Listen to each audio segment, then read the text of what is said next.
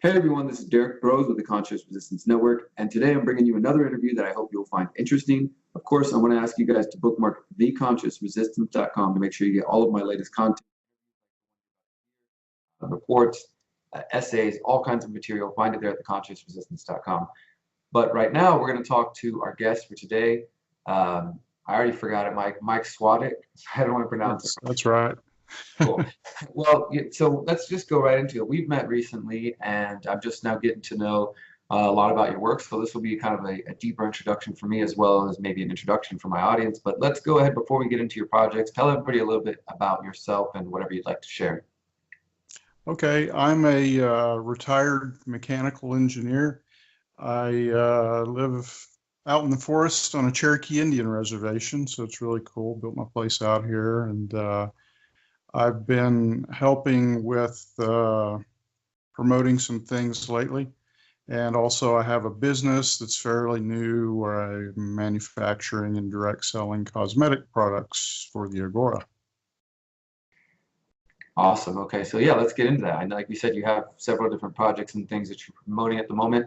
Let's talk about what's the most pressing, I think, in this juncture, and that is Midfest. So my audience will be familiar, at least those who've been around for a little while, with the Free State Project and with Pork Fest, and then even more specifically with the Jackalope Freedom Festival, which I have attended every year since 2014, except for this year. This is the first year I wasn't able to make it. I think you and others were there. And for anybody who's seen my videos from the past years or been there, you know how awesome it is and how wonderful an event it can be.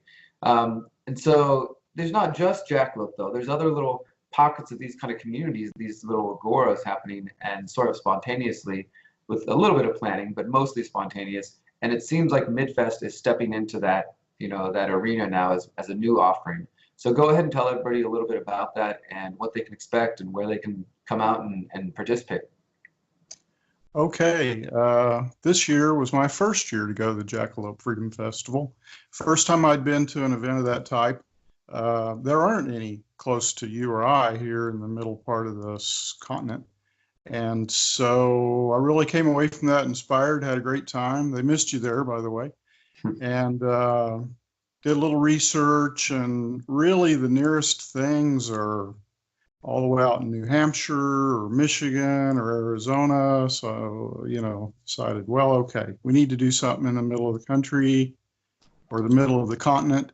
And it's not that hard. I visited with Amanda there at, or not Amanda, Alma, that's it. Yeah, gosh, she's going to shoot me. Anyway, so she kind of clued me in on it, and really you just find a place, put the word out there, whoever shows up organizes it. So that's what we're doing. It's in a really beautiful part of Oklahoma on the scenic Illinois River, where there's a private campground, and they have a late night area, and it's on a river where the camping's generally for canoeists and things, and it's after season for them, so we may actually be the only ones there, and so it'll be nice, just us. A couple of days are scheduled for Midfest, the first weekend in October on the 12th and 13th, but certainly people, I'm sure some will come early, some will stay late, just whatever. Awesome. So yeah, like you said, it really is a spontaneous thing where one person like yourself or Alma with the Jack Fest and others with different kind of events will find a location that they think meets the criteria of essentially, will we be left alone for a few days? Is there not going to be any cop interference, or we're not going to piss off any property owners or things like that? Find a place, promote it as best you can. Tell people to come there and bring their wares and their goods and their camping gear and whatever they want to offer. And just as a sort of sampling of what I've seen at past Jack Fests, and you can tell a little bit about what happened this year since I wasn't there. But in the past, I've seen spontaneous yoga sessions and poker games and people selling moonshine for crypto out of the back of their trucks, and people selling cannabis, and people doing a random foraging hike through the woods and then taking the kids on a hike. And I mean, it's just a mix of what I would say, and I mean all these terms endearingly, rednecks and hippies and, unschooling kids and free range children and anarchists and libertarians and people who maybe just randomly heard about it. There's a lot of cool people that come in from different ways, and that's been my experience at Jackfest. And I think that's what you're going here for here. Not the same exact event, but the idea that anybody can come. And I know at Jackfest the only rule is that everybody will abide by the non-aggression principle. Is that something similar for Midfest? Exactly. I picked that up directly from that event or non-event, and that's basically the bottom line with this one. And we're going to have people there, I'm sure, selling their products, as I will be. Hopefully we'll have some musicians show up and play. I've got a trailer I'm going to drag down there we can use for a stage or something if we want. Maybe some people will speak. It just depends on what happens. The people who are there will decide what happens, and I have no idea how many will be there or anything else. It's just the nature of the beast. Absolutely. So let's go ahead and tell everybody one more time any links that you want them to check out. I know you've got Telegram channels and things like that, and just the dates again and location, but definitely the website link so everybody can look it up. Okay, the website is Midfest, MIDFEST.info, and everything you need to know is there. It's going to be the second weekend in October.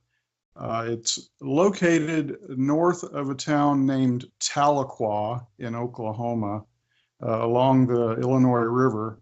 Tahlequah is about 17 minutes away. It's not far from Arkansas. It's over in the eastern part of Oklahoma, just really the very pretty part of Oklahoma with the river and the topography and everything. And we may even have the fall colors starting up a little bit. We'll see. Nice. And so it's not this coming weekend, because this video, I'm going to put it out immediately today on October 1st. So you have time. It's not this coming weekend. It's next weekend, correct? Right. Okay, cool. So, all right, midfest.info, check it out, everything you need there. And that's just one of the projects that Mike has been involved in. Let's move on to the next one now. Well, I want to just, before we do move on, I want to don't brief too quickly and really emphasize that if you've never been to an event like Jackfest, and maybe it's because, Arizona's too far away from you, or you've been to PorcFest, or you've made the journey before. I like the idea, like you said, Mike, of something that's more central to the continent, and it's a cool name, Midfest. So give it a shot. It might only be a handful of people this time. It might be dozens. Who knows? But this is hopefully the beginning of just an annual or or semi-annual, who knows, a kind of gathering of people. If the energy there, if the desire is there, it'll happen. And then you end up growing a beautiful event like Jackfest, which, depending on the year, again, it's all spontaneous. Sometimes there's a few hundred people there gathered in the forest, sometimes less, some years, but it's always a good time. So check out midfest.info. I truly think that those events are powerful and a good way to connect to people, and just at the very least not feel like you're surrounded by people who think you're crazy. Hang out in the beautiful nature. So check that out. Let's move on now and talk about PocketNet. Now, this is something I've only heard about. I heard about it prior to speaking with you, but very vaguely. I'm not familiar with it in any deep way. So go ahead and break down what PocketNet is, what your involvement is, and what we need to know. Okay. PocketNet is a fully decentralized social networking platform. It's built on actually a fork of the old original Bitcoin blockchain. There's no corporate owners, there's nobody in charge. It's a group of volunteer programmers who recognized what was coming at us with all this crazy censorship and blocking and everything, and wanted to create something that can't be stopped. And they've been working on it for about 2 years now. I got involved in the beta testing early on, about 6 months ago, and have seen quite a bit of progress since then. As it stands today, when you join up, no personal information. You don't have to give them an email address or anything. So you can be completely anonymous. The data that's transmitted back and forth doesn't contain any information about you or your machine or anything like that. When you're using the program, the application that runs on your desktop of either a Windows, Linux, or an Android phone, it doesn't communicate through the normal internet channels through the domain name servers and things, which is an easy place for the state to block things. Instead, it's communicating directly to a network of nodes, just like Bitcoin does. And so that gives it a lot of robustness for resisting any interference with people's freedom to communicate. So tell me a little bit about the difference between, you're saying, so it doesn't use the DNS servers, it's using some alternative nodes. Now, is that similar? Is this structure set up in any way? Is it a mesh network? Well, in a sense, because it's a mesh of nodes, but it's not the thing that people typically think of when you say mesh network, where you've got a bunch of cell phones talking directly to each other using wireless. But it's similar in nature because you're communicating directly with these nodes scattered around the world. Okay, so somebody like myself talking about controversial topics that are being banned on Facebook, YouTube, everything from 5G, vaccines, or just questioning 9/11, or even just anarchism, honestly, these days. Right.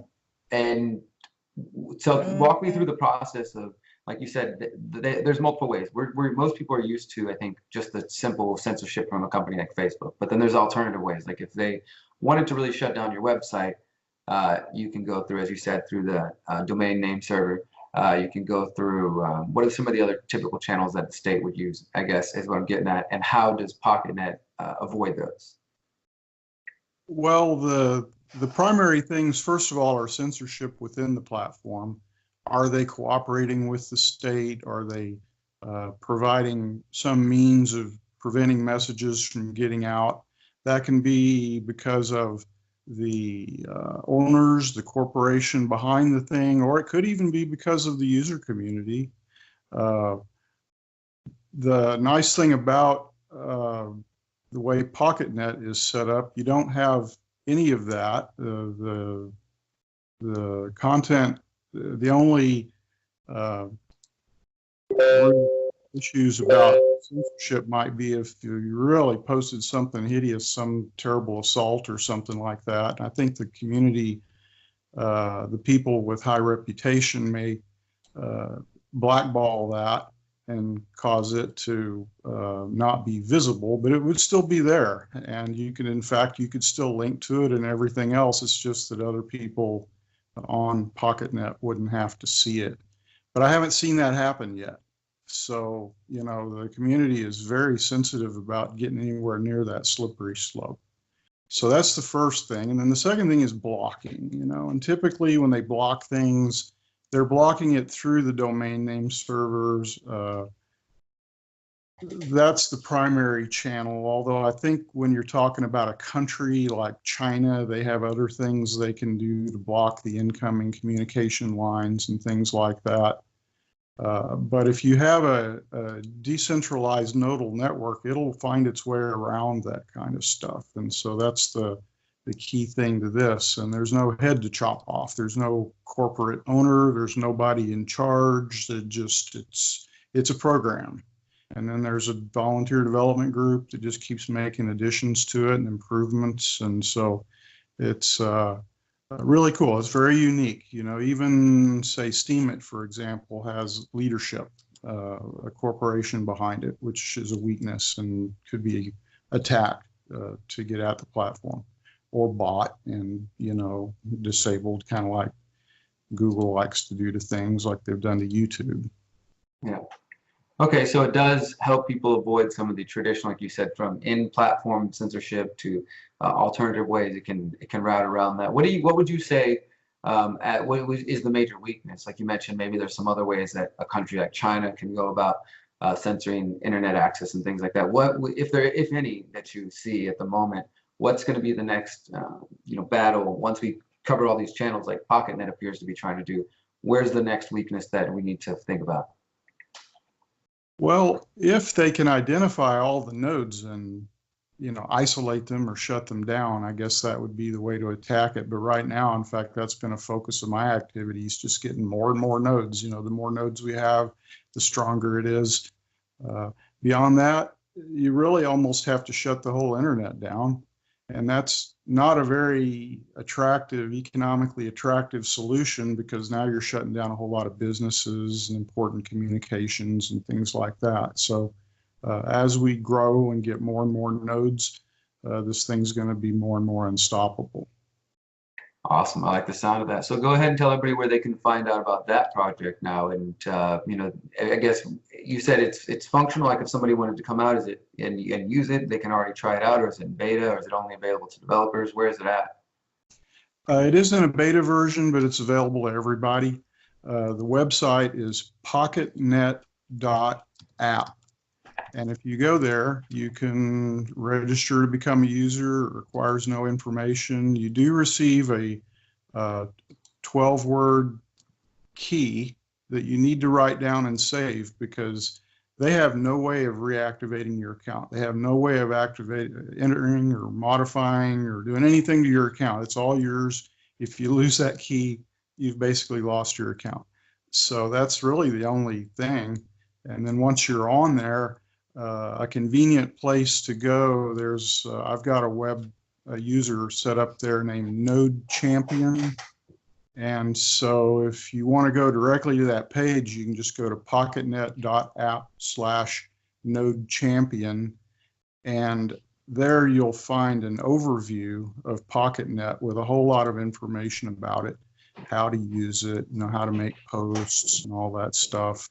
Right now, the platform includes all the text and images within the platform, but videos, audios, and documents like PDFs and stuff are still external links. But we're only a couple of months away from bringing that onto the platform. All of that will be within PocketNet. So today, if you put a post up, something on YouTube or BitChute or whatever, if they can manage to take that down or get that censored on that other platform, then the link's useless. So once we get the upload capability established within PocketNet, now we've circumvented that as well. So videos that are very controversial can be put on PocketNet and they'll be safe there. And that's going to be a pretty cool thing. I think the platform's going to see a considerable increase in usage when that happens. Yeah, I really appreciate that, because even, you know, I'll admit it, some of the platforms that I still currently put my content on and that, you know, I still, you know, promote my work on, Steemit and BitChute, that when it came to the New Zealand shooting and the live stream from the New Zealand shooter, I'm not saying it's something that, you know, we should glorify in any way. The fact of the matter is it was posted on both those platforms and it was censored and taken down, and not just in the sense of people downvoting like you talked about on PocketNet, on Steemit, and I don't know if somebody made a blockchain change, which is, you know, not supposed to be able to happen, but it went beyond just downvoting things to something actively being removed from the blockchain. And then on BitChute as well, certain videos being taken down and censored as well. So even some of the platforms that are promoting themselves have a certain limit, and people are looking for, well, where do I go? What's the next step? You know, where do I go after that? And it sounds like PocketNet might be a possible solution to that. So I appreciate you sharing all that. That's definitely, you know, the education I needed, because as I said, I'd heard about this, maybe just, you know, in the whispers over the last couple of years, there's a lot of these, not a lot, but there are definitely more and more people thinking encryption-minded, thinking decentralized solutions, which is what we need in this world we're in. So I'm happy to hear about that. Let's move on to the next topic and I'm equally excited to hear about this.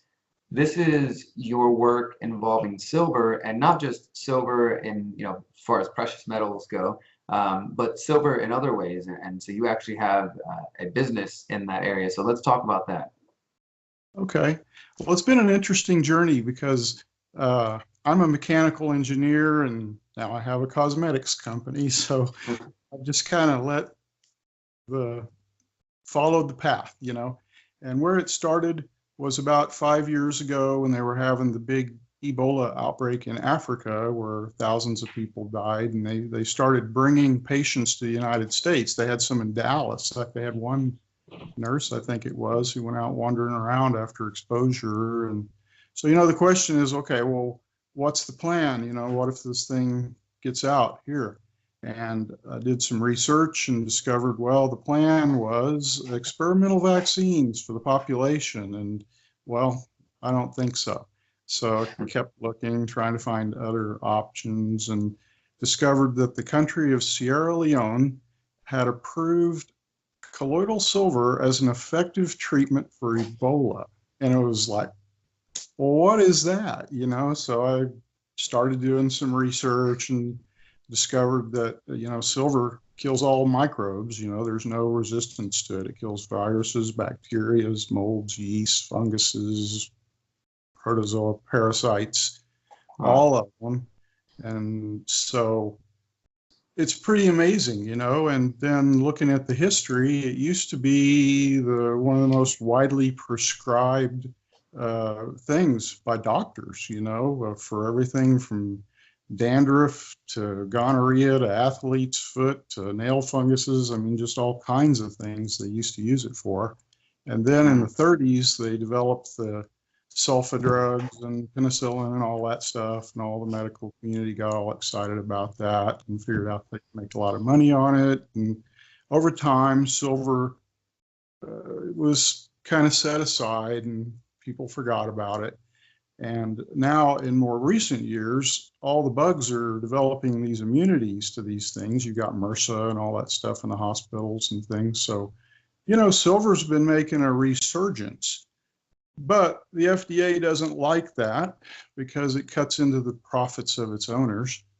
And so they've issued some rulings, kind of like they've done with essential oils, where, okay, you can make it, you can sell it, but you just can't say what it's good for. You can't make any kind of claims as a prevention, a cure, treatment, any of that kind of stuff. And if you do, then now you've got them to deal with. So 5 years ago, I decided to start making my own colloidal silver after looking at the products that were available. And really, there were only, like 5 good products out there. The rest of them were really ionic silver, which isn't very effective because it's an ion and it reacts with things and loses its effectiveness very quickly. Whereas the nanoparticles in a proper colloidal silver product persist. And so that's the key, is you want something that's going to persist in doing whatever it is you want it to do. And those few products that were good, that were available at the time, were actually kind of expensive and seemed kind of high to me. So I started doing research and I found these silver generator machines you can buy, but actually they don't make very good product either. And in a lot of cases, in fact, I think nearly all cases. So I did more research and discovered, hey, I think I could make this myself after looking at the scientific literature and what's involved. And so I started on a journey of developing my own process, and so today I've got the highest concentration of the smallest nanoparticles you can buy anywhere in the country. But very few people know about it because I'm not selling on Amazon, and it's just hard to get the word out. So it's basically word of mouth, visiting with people. Well, so marketing, all I can market is cosmetic and household uses. Yeah, so before we go further into a little bit about the specific products as you're going into there, I want to let's clarify for myself and for the listener who might be hearing this for the first time. I've known about colloidal silver since I was young. My grandmother has been pretty aware of these kind of things and worked in a lot of, I guess, what we call alternative health areas. But for the listener who might not be aware, what exactly is colloidal silver? You said there's ionic silver and colloidal silver. So break down what makes a silver colloidal silver. Okay. What a colloidal solution is where you have particles that are suspended in a liquid. And they're not dissolved, they're just suspended somehow. Now, in the case of colloidal silver, you have silver in particles in very pure steam distilled water, and the particles are literally trying to stay away from each other through electrical repulsion. And within the particles, you have 2 kinds. You have ions, which are single atoms of silver, and they actually do kind of dissolve in the water because the ion allows them to react with the water and kind of become one with it. But the nanoparticles are different. They're like a little clump of a whole bunch of silver atoms, and they range in size. I've managed to get my product down to where I've got about 10 nanometer particles. Most other products are a few times that size, 20, 30, maybe 50 nanometers in size. So you have these little loose clumps of silver atoms that are just hanging out in the water, just literally just trying to stay away from each other. And that's a colloidal solution of silver.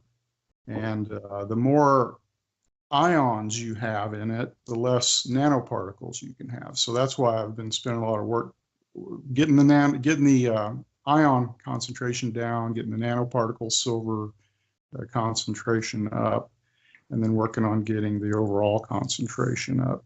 And I don't have any additives. That's another thing. When you're looking at other products, you'll find that they have proteins and polymers and salts and nitrates and all kinds of things that are in alleged colloidal silver in order to make it easier to manufacture, be able to have a much higher concentration. But you know, you've got a high concentration, but you've got contaminants in there, and the contaminants may even make the silver not readily available. So it's an interesting product. There's a lot to learn, and there is a page on my website at PPMSilver Cosmetics.com. If you go to the colloidal silver page, then at the top you'll see real colloidal silver link there, which goes into all of the how do you tell a good product from a bad product. Awesome, I appreciate that info. So just one other question on that. So whenever you talk about bringing down the quantity of ions, right, and then increasing the nanoparticles. So the smaller the particles are, these nanoparticles are, then the better they are absorbed by the body. Is that correct? Yes, they'll flush through your system if you're taking them, although I can't recommend taking them. Also, you have more surface area, and parts per million is by mass. And if you have smaller particles, then you have more overall surface area, and that creates more bioavailability. Now, I do have a couple of other products also that I've developed since then, since I decided to sell this as a cosmetic product, a cosmetic and household use product for the colloidal silver in order to be able to market it.